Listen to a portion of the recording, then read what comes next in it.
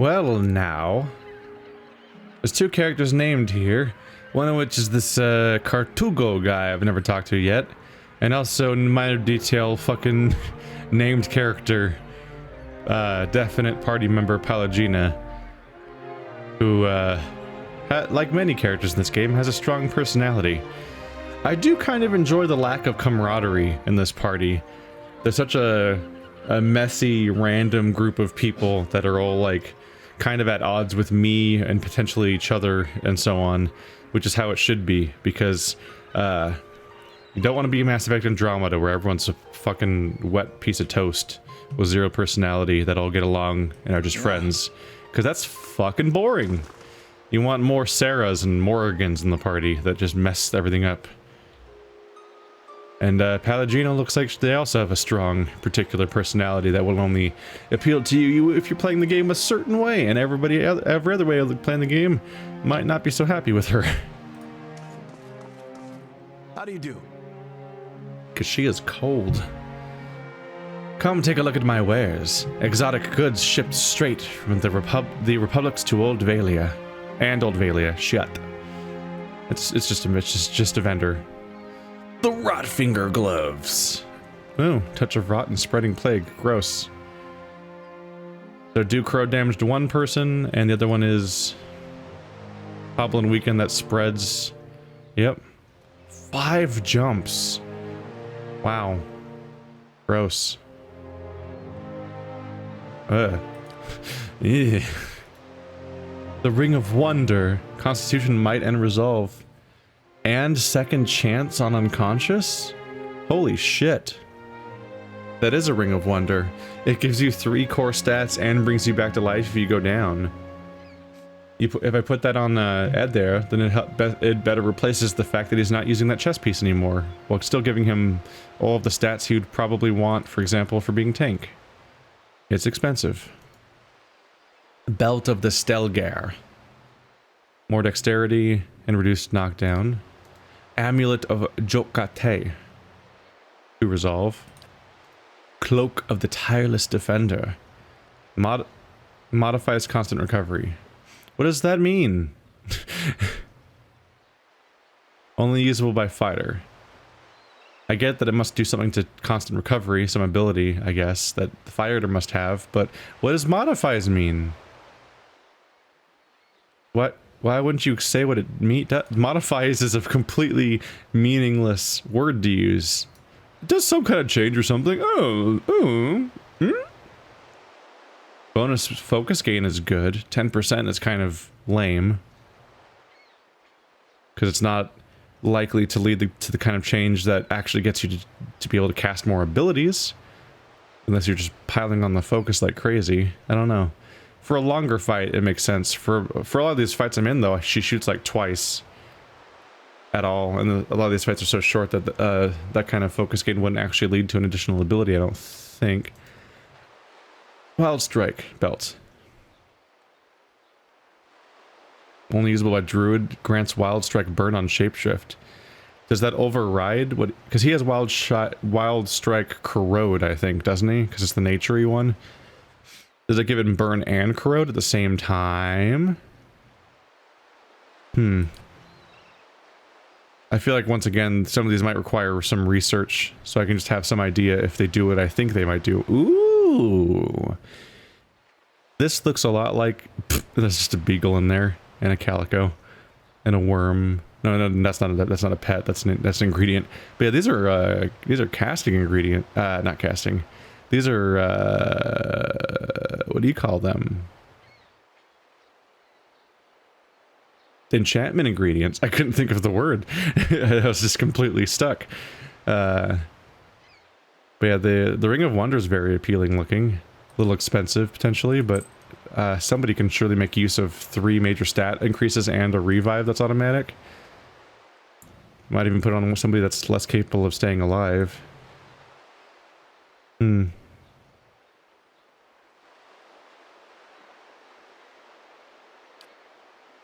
These are also pretty tempting. They're not super expensive, all things considered. They're less than 1,000 each, so if I don't end up using them, it's not exactly the end of the world. And this is a chance to trade off my giant pile of loot. What's the difference between an Engwithan dagger and a non-Engwithan dagger? Got some estoks. I'm ecstatic about how many estoks I've got.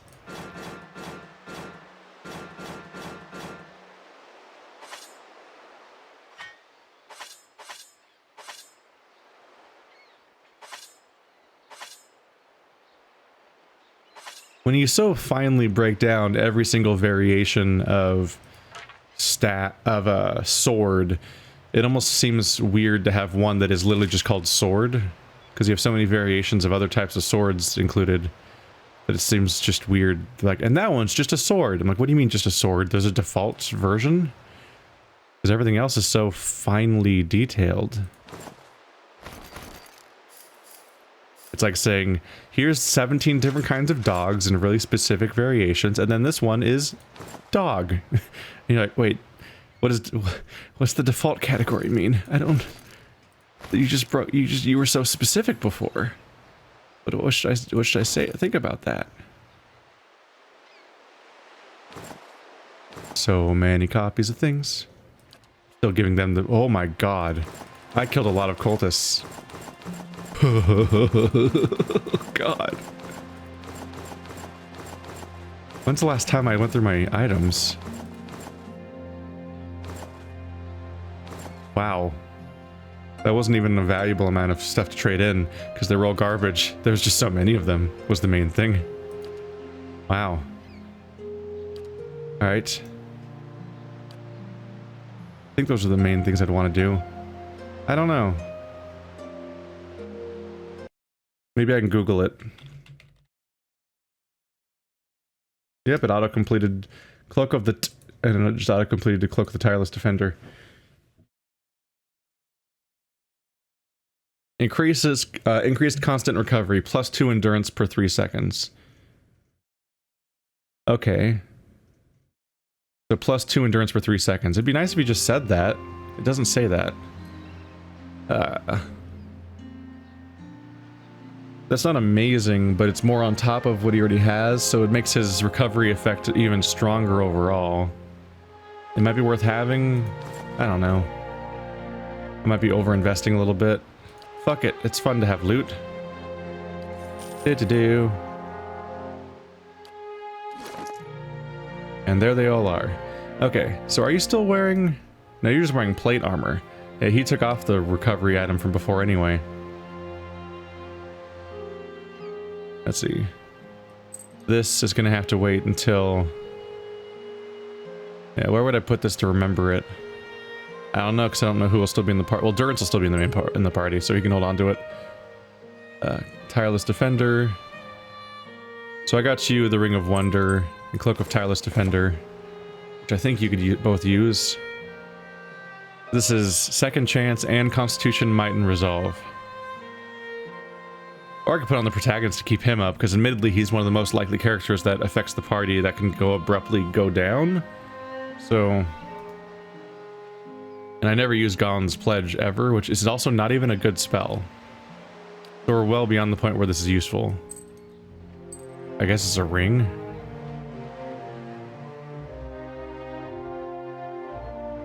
Constitution, Might, and Resolve. But like I have Constitution boots, which I guess I could just move to somebody else at that point. There's Resolve and Intellect, Dexterity. I don't think you have Might though, right? And you do use a two-handed weapon. So with this I can take the boots off. And here have Constitution, Might, and Resolve in second. So the Resolve is somewhat redundant, but you get Constitution and Might, and you get back up when you go down once, so that's good. And give the boots to somebody who needs some Constitution. Which is probably you as far as the frontliners. I'm sure you already have Constitution on something. Shit. Plus 25% healing received. It's probably better than constant recovery. Which, is that listed anywhere?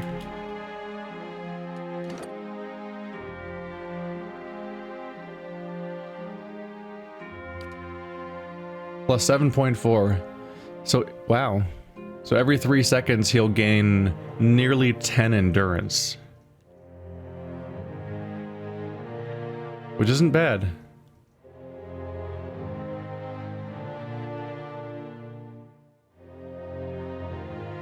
I don't know why it says for 45 seconds still. That still confuses me that it acts like it has a duration, because isn't it an ongoing passive for all of fighting? Is that 7.4 plus 4.9?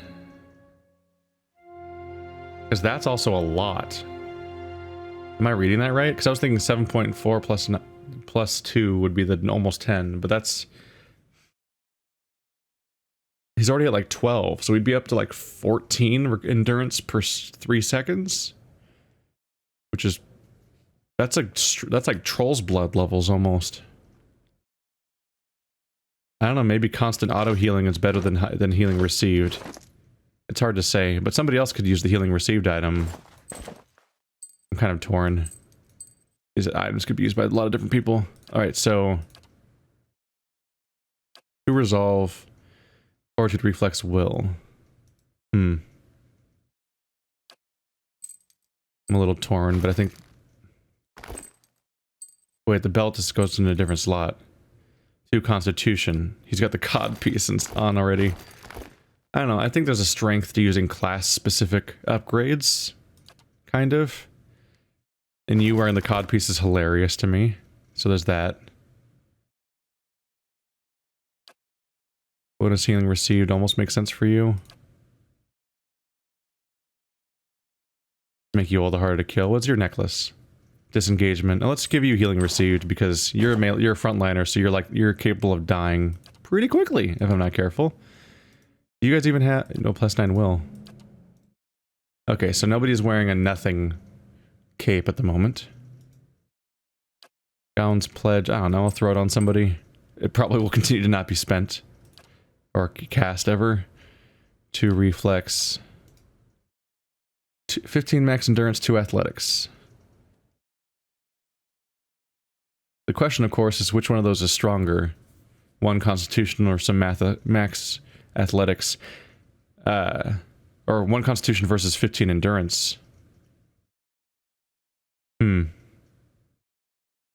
I don't really expect the athletics to come into play that often, so the fact that they're equal CP value makes me think that the constitution might be stronger.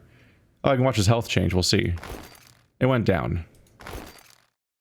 So we actually... 15 is worth more than 1 constitution for health purposes.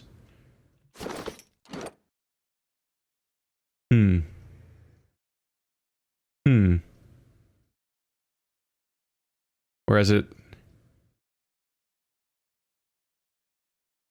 Plus 15% endurance and health, plus 6 fortitude. So that's the other thing that it affects, is it will affect fortitude, which is just one of my many resistancy abilities, which might be worth more than the 10 endurance, but I kind of doubt it.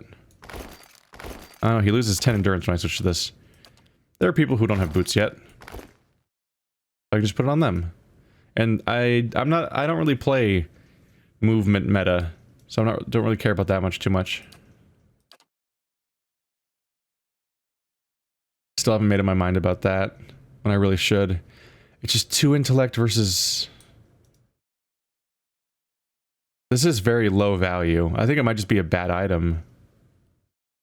Not the worst, it's good if you have nothing, but I think 2 intellect might lead to more increased AoE chant area than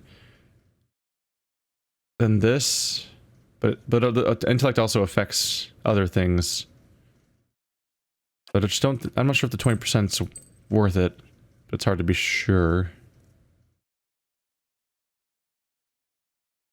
Cape of withdrawal can probably just go away because everyone has a cape now.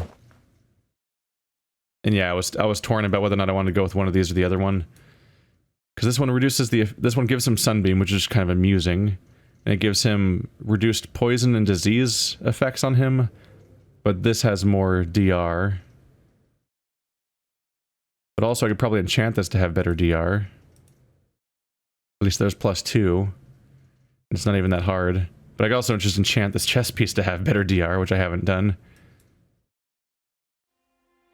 But if I give it +2, he'll be at 11, which is basically where he is right now, and he's holding on pretty well right now. And Sunbeam could be funny to have. Oh yeah, the blind effect too. Give him a new trick to throw out there. Yeah, let's have some fun with it. Oh, I could also enchant it with an additional effect. Yeah, we can't do exceptional till I'm level 8. Which admittedly we're not that far off from at the moment, but... There we go. Let's put it on him. He probably looks cool now too. Yeah. It's less plain than plate at least. Because my other character moved on from plate 2 to something more granular and interesting. So I could make him more resistant to something else too, in addition to what he already has against poison, which could be fun. Like just some nice pierce resistance, for example. What does he have the lowest resistance to? Crush.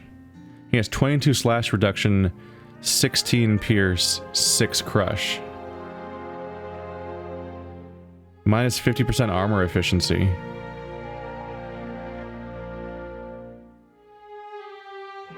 What? So 9 from sun-touched male of Hiran Wrath, plus 2 from touched male of Hiran Wrath, minus 50%. So it should be at like 11, but it's at 6. What the fuck does that mean? This is the learning episode of Pillars of Eternity. Where I Google mechanics that the game isn't explaining. Or I don't know how to find the information of if it is being explained. Because, you know, it's just a dense game. We gotta learn this stuff.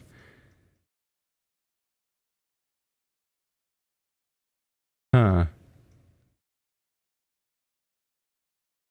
It sounds like it might be just unique to that item type. Like, this just is a chest piece that is resistance against these other effects, but it's just is weak against... Huh. Well, now I'm curious. Let's go back to the other armor set, just so I can compare. If I put this on, does something else isn't noticeably better? Yeah. Okay. So this one has a big old pile of resistance against pierce and slash, but it has negative 50% armor efficiency against shock, because it's a big piece of metal, I guess, so electricity will just destroy him. Whereas slash is even higher now, and pierce is alright, but now I have weak damage reduction against crush. But the other one didn't even have DR against crush, apparently. It doesn't even mention crush, unless crush is then... Unless it means that crush is 12 because it's not listed.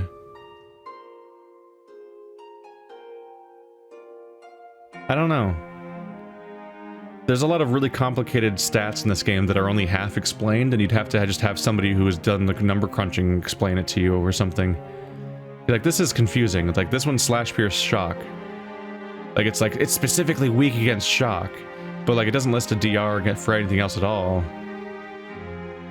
I would be inclined to think that DR 12 is what the DR is for everything except these other things that are being listed, right? So it must have a DR 12 for every single element in the entire game, except the ones that are otherwise listed. I think that's what it means. In which case, this has a really good pierce and slash, but it's bad against crush. But it's 11 for everything else. So in which case, I'd probably want to enchant it with crush resistance to undo the negative effect. Except for the fact that it's minus 50%. I'm gonna save. We're gonna save first. So I'm gonna load my save if it doesn't work out. We're experimenting, you guys. We're experimenting. Isn't this exciting? So I want to enchant it with the crush resistance, but only if it actually gives it +3. But it might give it like +1 or 2. Because it's the 50% might still apply to the enchant, which would suck. They only gave it +1. Yeah. Yep. Where's my most recent quick save? There we go. Alright, well, lesson learned. What a fun little experimental number crunching episode. Or it's the opposite of that. I don't know. Some people love this detail and some people hate it. But all the smart viewers are aware that they can scrabble by will, so... you don't like a particular part, you could just be like, I don't want to watch him go shopping, and then just skip ahead. Okay, so that's not worth doing because his armor sucks at that. So, if anything, I should give him even more pierce or slash resistance just to make it even better instead of garbage, basically. Plus blunting belt. Yeah. The blunting belt also only affects those stats, I guess. Plus 50% armor efficiency. So if I enchant him with slash resistance, it'll get bonus effects on top of that. So he'll just be like monstrously resistant against slash. Which is an option that I can do.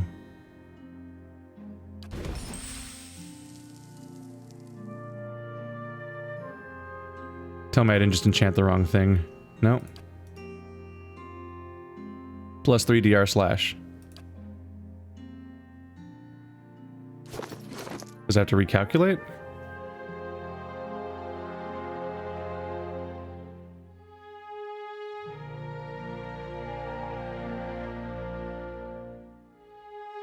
I appear to have been screwed once again.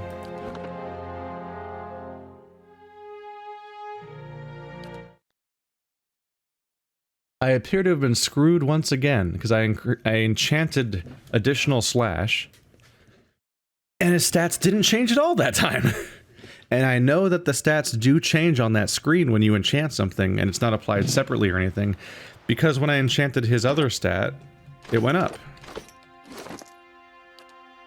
So I enchanted Crush, and it went to 7. I enchanted Slash, which should have been plus 3, which should have been plus 3 plus 50%, which would have been a plus 4 or 5, and it stayed at 22. So that's a bit frustrating at the moment. I don't know, it's sun-touched, so you know what, let's enchant it with fire resistance. That's fun. I can't. I don't have an awakened root. You know who probably has an awakened root, though, is, not Valiant Soldier, Cartugo. He seems to sell those kinds of items. Wow, I really made a mistake by selling that stuff to him. Now his inventory is full with spam, basically. Awakened root. Easy peasy. Oh yeah, I got my go-to enchantment dealer now. We're gonna be best buds, you and me. Alright, so burn resistance. For, you know, because it's thematic, because he's got the sun armor. So that's fun. I'll do that. And now I want to give him a new stat point, if I can, to really make him an unstoppable nightmare monster. But before I do that, I have to be absolutely sure which ones are already being enchanted. So +1 for being a human. So he does not have might, or constitution, or dex. Perception's being increased. Intelligence is not. Okay, so resistance. Resolve. So he has resolve and perception, but nothing else is being currently upgraded. So I just want to give him even more constitution, for example. Then I can just go for that, which probably makes the most sense. Because he's the tank boy. He really doesn't have anything on him that gives him constitution. He does have a lot of like special non-stat upgrades right now. Yeah. Like a lot of, yeah. He's got bonus DR on various things. Is that the issue?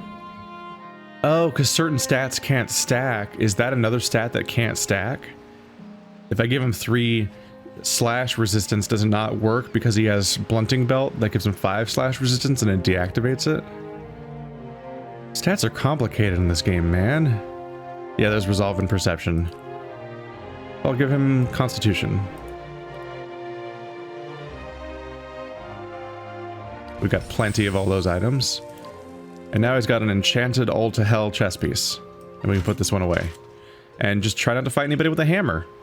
Because there's an obvious weak spot here. Let's see if they can find it. I'm gonna die. Is what's gonna happen. Alright, let's hold off on leveling Aloth for a little longer, because I just spent the fucking first half of this episode in menus. I'm sorry / not sorry. Ah. It's done then.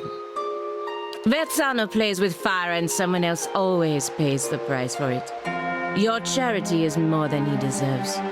Still, at least I don't have to deal with him anymore. For that, I'm grateful. Whether you intended to or not, you've done the Valian Republics a service today, ridding us of him.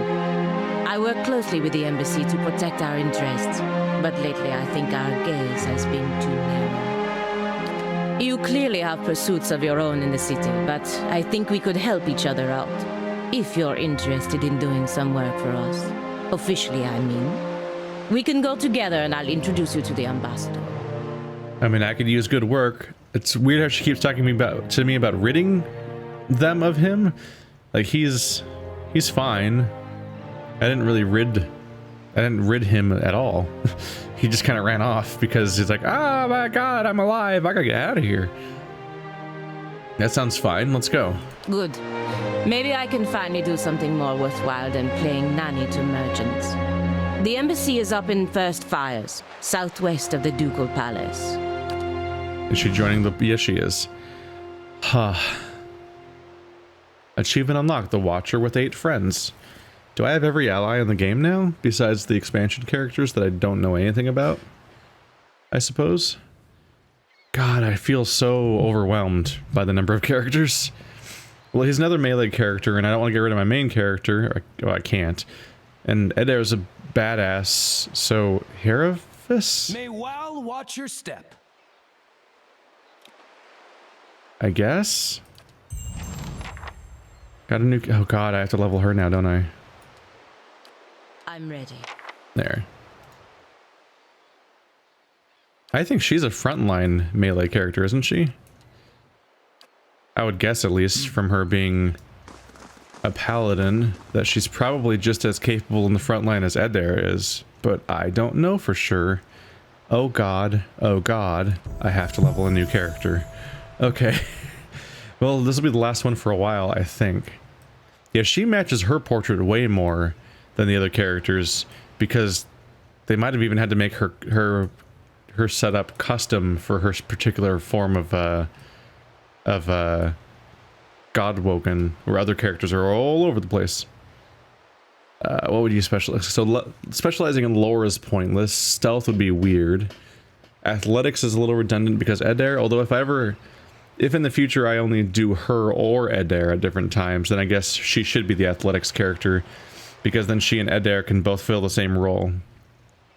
Because yeah, I might stack them, but I also might choose in the future to have only one or the other, and if that's the case, then she should probably be able to fill his role in the party for stat rolls. Okay, so what do you have? Because you have auras. That's why I'm actually excited to have her in the party, because I want to see what it's like to have chanters and auras, like, stacking, if she works like how paladins tend to work. Intense Flames. Augments the power of the paladin's Flames of Devotion, increasing its damage. Modifies Flames of Devotion, 25% damage as burn. Flames of Devotion, 2 per encounter, speed instant. Effects, user, full attack. Oh, it does slash pierce damage. 50% damage is burn, 20% 20 accuracy, which is a lot of accuracy. Full attack. Many abilities will state that they either are full attack or primary attack. When such abilities are used, the character applies the effect through an attack with either all currently equipped weapons, full attack, or their primary equipped weapon, primary attack. Oh! So full attack means that if they're dual wielding, they hit you with both weapons at once, basically. That's cool. So she'll go in for a big heavy attack, and 50% of the damage will be burn. And so this makes it, this will make it 75% of the damage is added as burn, is the change there. So this is not an aura. This is an attack modifier that gives it 20 accuracy and a bunch of fire damage, which is neat. Deep Faith. The intensity of the paladin's faith deepens, granting them increased defensive bonuses to faith and conviction. Ooh. Damn. So all the stats get +2 for... Yeah. Oh, faith and conviction is a skill. Passive. You know what? Before I level her up, I should look at what she has on her right now. and learn. I'm ready. Does she have spells per day? Oh, no spells per day. Thank you. Thank God. So there's Flames of Devotion. Where's her devotion skill that she has that I'm modifying apparently? I'm not devotion, the other one, will and stuff. Faith and Conviction. +8 to all defenses except deflection, +4 deflection. So the other upgrade is going to give +2 to everything else and +3 to deflection. So it actually slightly catches deflection up, which is still behind otherwise. She has Elusive Quarry. +10 deflection against ranged attacks, +3 perception while endurance is below 50%.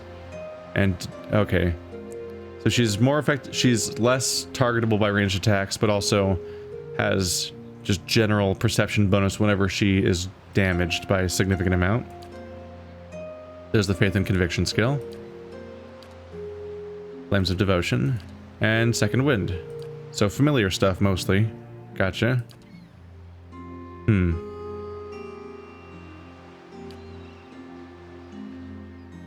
So now we know what that means. So I have the context.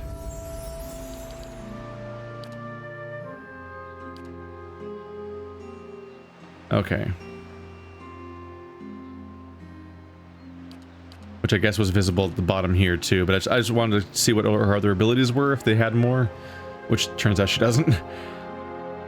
Vielo Vidorio is a battle cry meaning swift victory used among Feramas Meskanks. I'm fucked. When the paladin uses Flames of Devotion, nearby allies gain increased attack speed. 20% increased attack speed for 6.9 seconds. So it makes so for just a little bit, everyone's attacks go off a little sooner nearby. Does it have a range, or is it just all allies? It says allied AoE, but it doesn't say how big the AoE is. Just another modifier that makes Flames of Devotion very good. And yeah, I can see why some nice attack speed bonuses would be nice. I could also pretty reasonably get all of these things. So that's good too. And yeah, Deep Faith giving her a ton of deflection and other related stats just makes her a better tank in a number of ways. But she does have to make up for not having I'm gonna give the speed boost. She does have to make up for not having a knockdown ability, for example. Hello. New ability. Okay. Lay on Hands. Fueled solely by belief, the paladin is able to heal with the touch of his or her hands, recovering a substantial amount of endurance for the paladin or an ally within range. That's a lot of endurance. Not very fast, though. Not very slow either, but it's not instant, is what I mean. But it's maybe worth it if it's 60. 2 per encounter, that's also pretty good. That's a lot of healing. Is it range of 3 meters? So she potentially has to disengage to do it, which is the main limitation. Zealous Focus. The paladin's intense and pure conviction instills clarity of purpose in him or her and all allies, increasing their accuracy and converting a portion of grazes to hits. Cannot be active with other zealous auras. There's the auras. Oh yeah, there's 3 auras there. Do I get other auras that aren't zealous? Is this just a one or nothing? Do I just pick one of these 3 for my zealous auras, but I get better auras later, maybe? Anyway, aura range is 4 meters, plus 6 accuracy, and 15% of grazes are converted to hits. So it's an offensive aura. Zealous Charge. Inspires the paladin and all nearby allies to charge fiercely into battle, increasing their movement speed and disengage defense. Cannot be active with other zealous auras. Plus 2 move speed, plus 15 defense while disengaging. So these are all toggles. And not very big. Zealous Endurance. Fills the paladin and his or her allies with unshakable confidence, increasing their damage reduction and converting a portion of incoming hits to grazes. So plus 3 DR, and 15% of all incoming hits are converted to grazes. I feel like that's a pretty good one to use in the main line, where we're largely tanky characters. Is just continually reducing incoming damage is a pretty good thing to have. I definitely want Lay on Hands. I'll get both though. She has a bunch of levels to go, and I'm sure I don't have to pick one of these. There's the freaking aura as I was expecting. Now we're back to having talents. Let's increase her stats for defensiveness.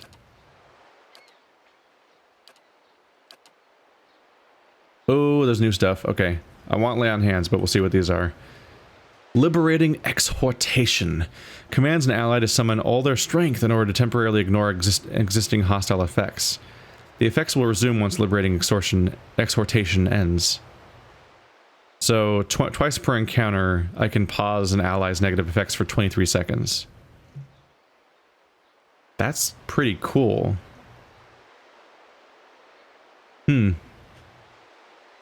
That's the kind of effect that I would expect to have to spend like a spell per day on, for example, and she gets it twice per encounter, which is pretty cool. And it has decent range too. Zealous Charge. Inspires the paladin and all nearby allies to charge fiercely into battle, increasing their movement speed and... that was already there. They're out of order. Okay. Inspiring Truth. Triumph.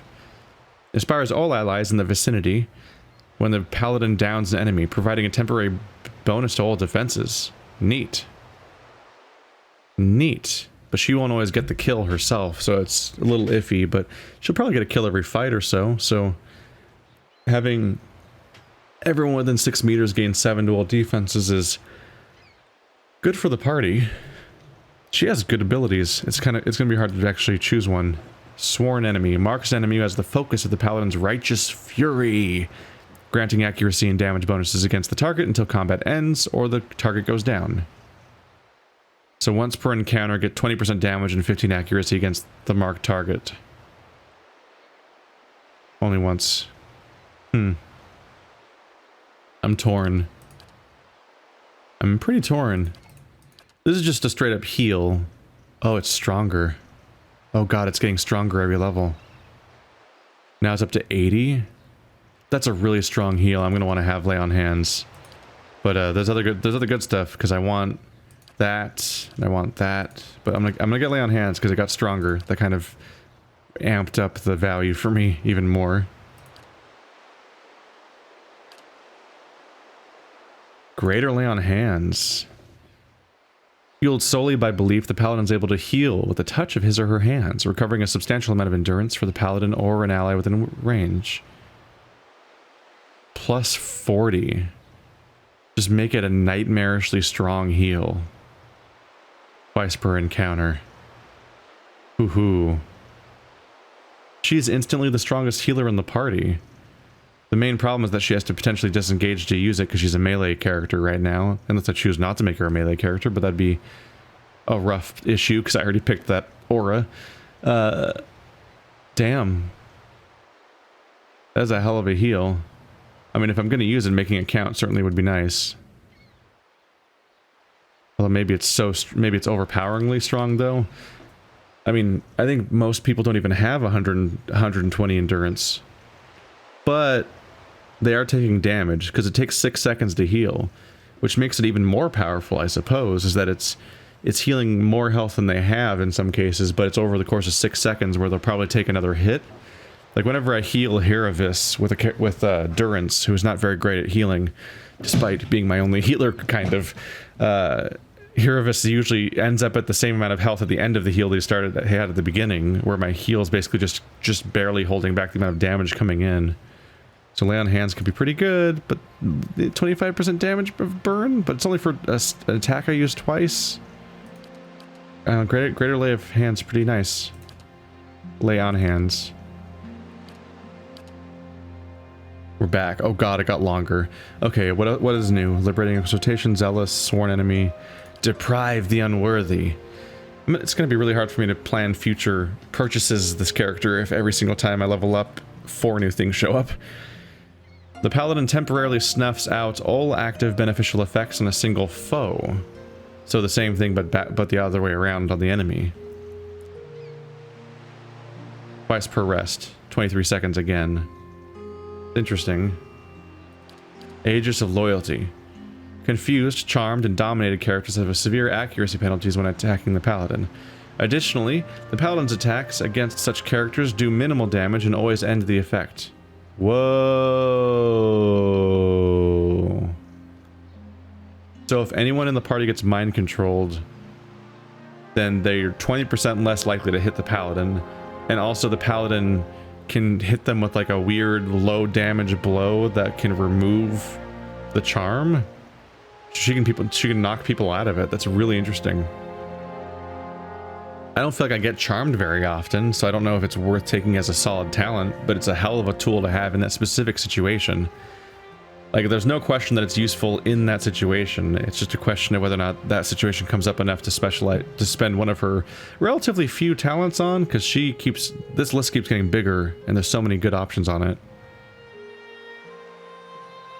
Like, on one hand, you'd want to have different auras so you can toggle between them in different situations, but that would mean not having these other cool things. Characters hit by self remove charm, dominated, confused. That is a cool one. Reviving exhortation commands an unconscious ally to get back up, giving a large but temporary spike to endurance, some of which is lost after a short duration. Friendly target revive with 318 endurance? And then after 17 seconds they lose 50. That's not really that much that they're losing, frankly. Except for the fact that...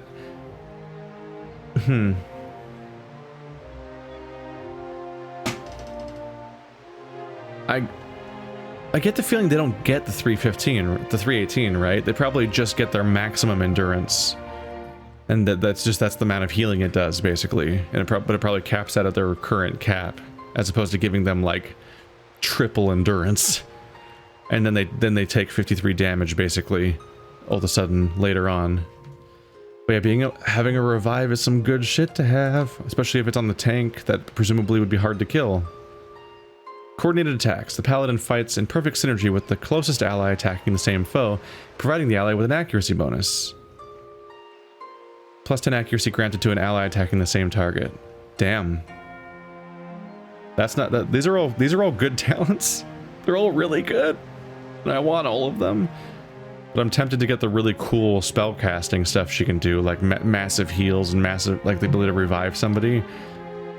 A lot of these are all really good, but this can like save a fight completely, and that's really tempting. I might want to put the once per rest auto revive on her, because she can then get back up if she dies, and then revive somebody else if they go down. Like, there's extra value on keeping her alive if she can revive people, turning around a fight that's going bad. Because those are so brutal. Some of the most brutal fights are the ones where I'm slowly losing, and I'm just like, we're fucked. This is not going to turn around, and we're just going to slowly watch as this whole thing falls apart, and it's just going to be a bummer.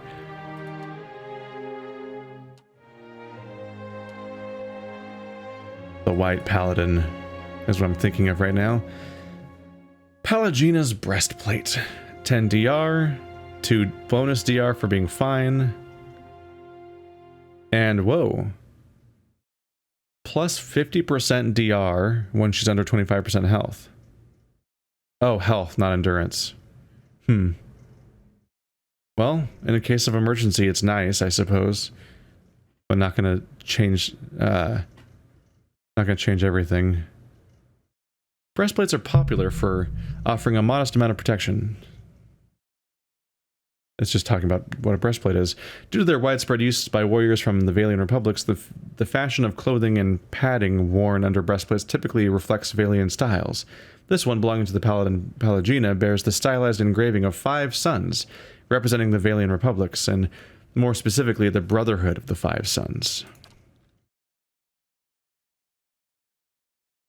So I could pop another Constitution or something on her if I want to. Got to be very careful that I don't accidentally double stack and lose the effect, basically. Whoopsie. Bonus soul gain. Not the right character for that at the moment.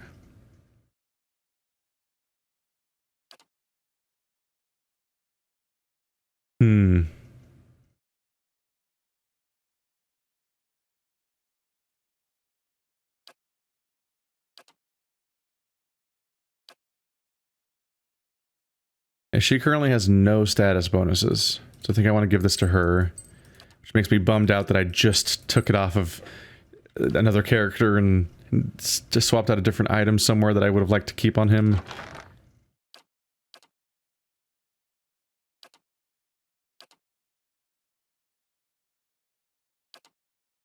don't think I even have rings available now, right?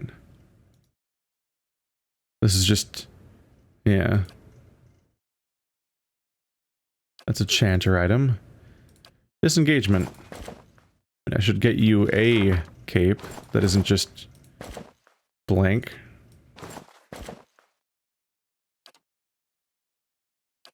Constitution, but I just gave you Constitution, right? Yeah. +2 reflex.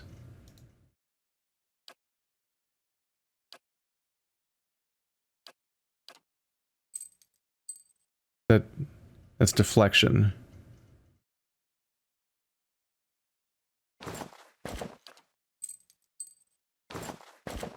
Get them stacked up. 2 Constitution on the cod piece versus 1 here. Now you can keep that one. You can keep the cod piece, Durance, you weirdo. And nobody has gloves. Eh. Well, this has been a episode of stats, screens, and items.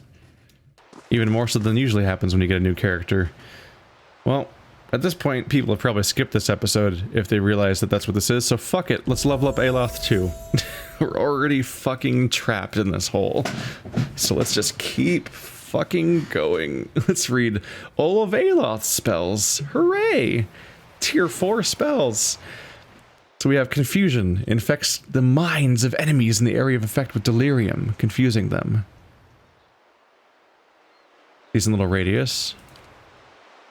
Dimensional Shift. Switches locations of the caster and one ally, leaving a shockwave between them that stuns all caught in a line of fire. Neat.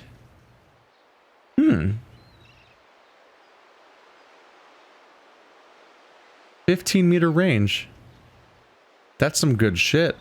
Because people like to attack Aloth sometimes, for obvious reasons.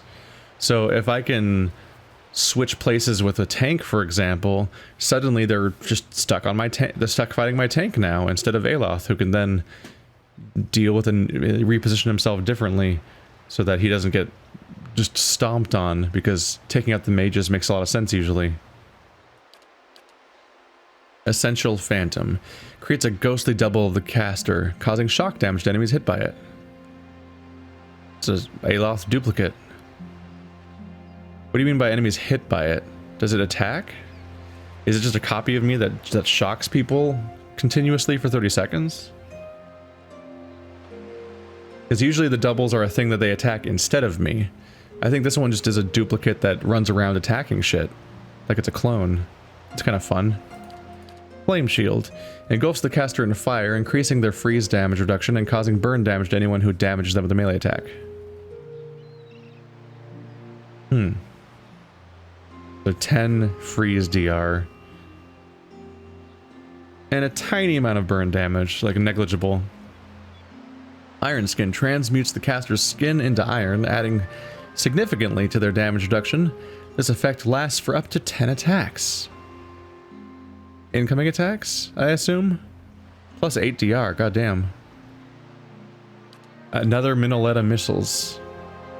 Fires 5 missiles of pure force at the target, causing a shockwave of crushing damage to foes close to the impact. So many Minoletta's missiles, and I keep getting them too. So 5 projectiles hit the target. There's a 1.8 meter radius that causes an interrupt. And damage. More damage on the target, though. Oh, god damn. I believe that's 16 to 27 crush damage per missile for 5 attacks, making it without if they're all hits, that makes it approximately 100 damage. And if they're, you know, crits and other stuff can change it back and forth, but that's a lot of damage. And then there's the AoE of 2 meters around it. That's faux AoE. You fire that at the front line, and there's probably going to be less front line to fire at afterwards. Minor Arcane Reflection creates a field of arcane energy around the caster, causing hostile targets' spells up to the 3rd level to be reflected back at their casters. Fuck. For over a minute. That's a really powerful thing if I believe he's being casted at, which Admittedly, enemy spellcasters aren't the most common thing to begin with, so, Minor Grimoire Imprint gives the caster access to up to 3 free 3rd or lower spells from the target's spell list. Wizard, Druid, or Priest. The wizard can subsequently cast those spells an unlimited number of times for the duration. Huh.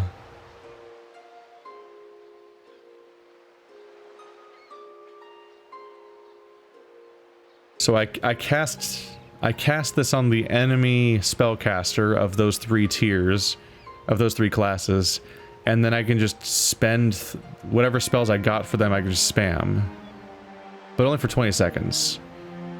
So not a huge amount, but I can just get a bunch of spells to cast, but at the cost of one of my level 4 spells, so it's not exactly free. Wall of Flame generates a fearsome vertical sheet of flame, inflicting burn damage on anyone that's moving through it. It's not very good. 5 to 8 burn damage on a 20-meter wall. I feel like they could just walk through it and they'd be like, whatevs. I don't see why this would be that much of a deterrent. It's only a tiny amount of burn damage. Pull of Eora. The wizard summons a black sphere that draws all nearby enemies towards it each time it pulses. Ooh. And it's a massive 7-meter diameter. That's a huge chunk. So for 20 seconds, it's gonna pulse how often? Each time it pulses. Radius, duration, interrupt, move speed.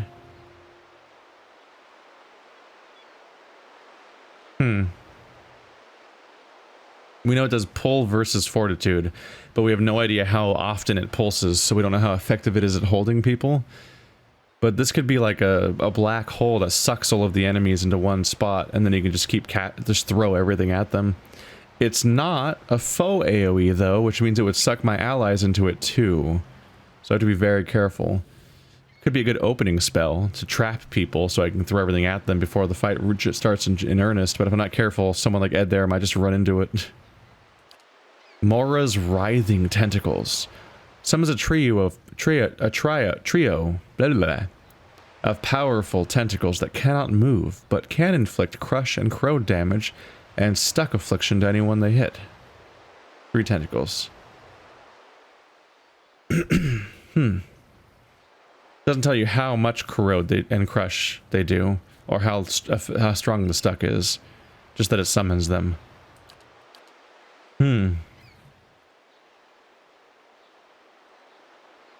This is a really tempting tier.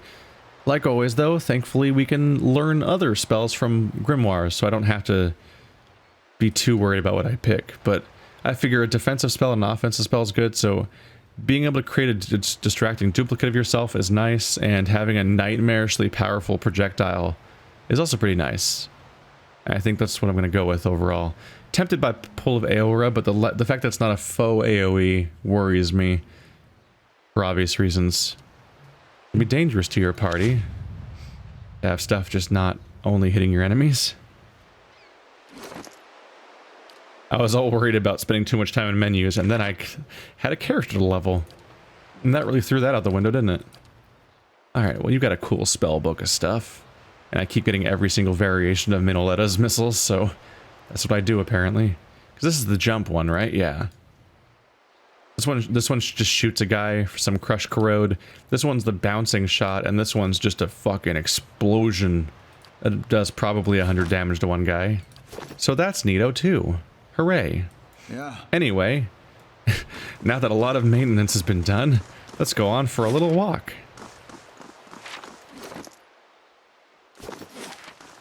So she wanted me to go somewhere. Probably that one.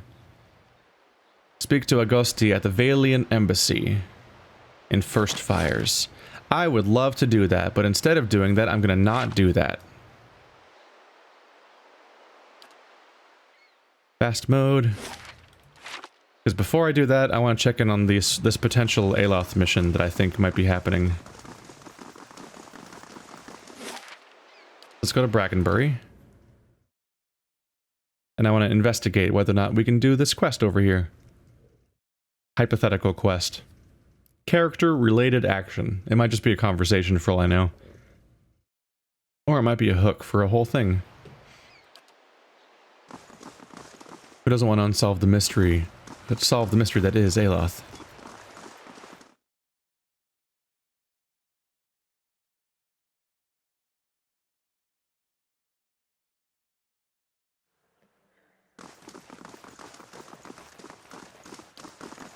Getting a little overwhelmed because every time I do anything, suddenly I'm like, here's new characters. Every time I go through town, my lineup's different. 2 characters are different already than they were last episode. One of them was voluntary, and one of them was just kind of happenstance. Technically, it's voluntary that Pallegina's in the party. I could have rejected her, or I could have sent Pallegina just to the camp, or my HQ, and deal with her later. Bella Siege.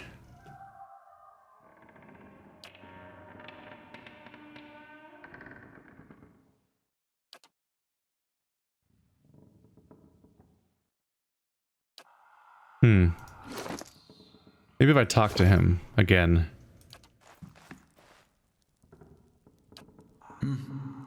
Thought it was her. Was it this guy or something?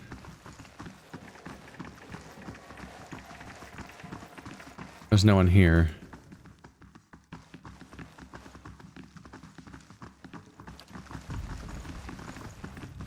Welcome. No. Well, I guess I'm SOL. The entire reason I brought Aloth into the party seems to have not been relevant. Seems like I probably have to wait for him to say something.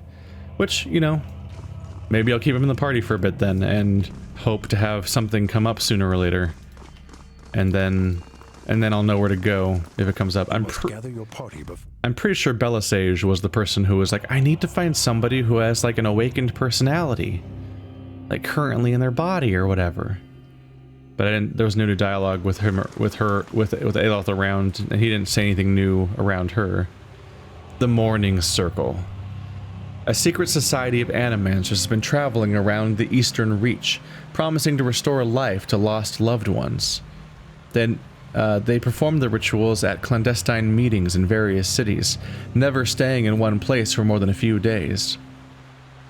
Though some spark of life appears to be restored to the bodies they revive, authorities suspect that the group is behind abductions, murders, vivisections, and other ghastly practices that appear to be required by their methods. To make matters worse, those restored to life rapidly decompose or go mad within days of their resurrection. Concerned animancers and various civic authorities are seeking help in tracking down those responsible. The secret society, known as the Morning Circle, repeatedly eluded Kana's pursuit. As soon as Kana discovered their latest location, they would begin the process of moving to a new town. It turned out that the Morning Circle had an extensive spy network at their disposal. Eventually, Kana managed to capture a senior member of the group who was more than willing to give up information on her brothers and sisters. In a Rhodes End charnel house, Kana entrusted soldiers of the Monhem family, finally confronted and killed most of the cult's leaders. Though some members of the group escaped, the Earl of Hellsgate, Freya Manhelm, was confident that their power in the Deerwood was broken. Nearly a thousand experience and some money, and the mourning gloves. Grants denial, anger, bargaining, depression, and acceptance on kill. The stages of mourning? What the fuck? Denial, +5 to all defenses. Anger, +10% attack speed. Bargaining, 10 concentration, 15 interrupt. Depression, -1 resolve. Aww. Acceptance, +15 endurance. Wow. These gloves were recovered from the animancy cult known as the Morning Circle, who traveled the Eastern Reach promising to bring back the dead. The promises were a cover for horrific experiments including abductions, murders, and vivisections. Despite the name of the group, the power of the gloves is unleashed after the wearer kills an enemy. Well, those are fucking cool. Damn. So defense, attack speed, concentration, resolve, endurance, with the resolve being a negative. They're not huge bonuses and changes. They're neat. Did they go in here?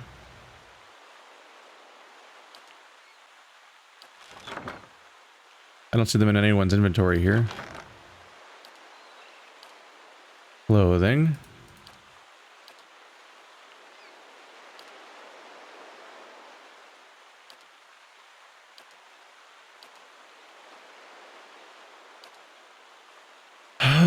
Where do gloves go?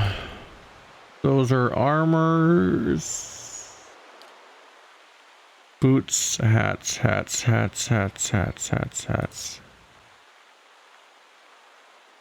Did I not complete the quest correctly?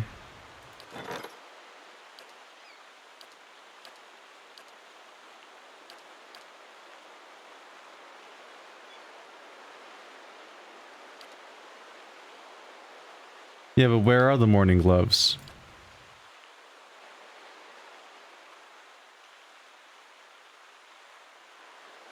Oh, spoils await in the Great Hall Treasury Chest. Oh. I have to go collect them. Alright. Well, let's close out this episode by finding out what the fuck this means. What happens if I click resolve manually? Oh, you must travel to Kadnua to participate in the defense. Okay. I kind of thought that might be the case. So I need to actually physically go over there. And then I can click resolve to just kind of get it over with. You don't have to be there it seems like you don't have to be there exactly when that time ends. It takes me about 1 day to get there. So when it's getting close to being a day left, I need to definitely go over there to take care of it. Right now, though, I'm way more curious about what's happening in the first fires. The final zone for me to fully explore, which features Wedeka's temple, the actual main story questline, but also the archives that Eder is looking for, the NPC that Pallegina is looking for. Basically, a bunch of stories is about to finally happen. So, But if your dukes ordered you to return home... The safety of the republics is being decided here. If I do what needs to be done, there'll be time enough to beg forgiveness when the dust settles. You must do what you feel is best. I understand. The safety of the republics is being decided here. But do what needs to be done, there'll be time enough to beg forgiveness. Yeah, so she has to do what she has to make her own judgment and then explain herself later. But I don't have a lot of context for that dialogue yet because I've barely met her. So, starting next episode, more story. You're welcome / I'm sorry for this episode. The old church you were looking for? But we'll be back to a lot more exploring and story next episode and a lot less technical stats management. Yeah.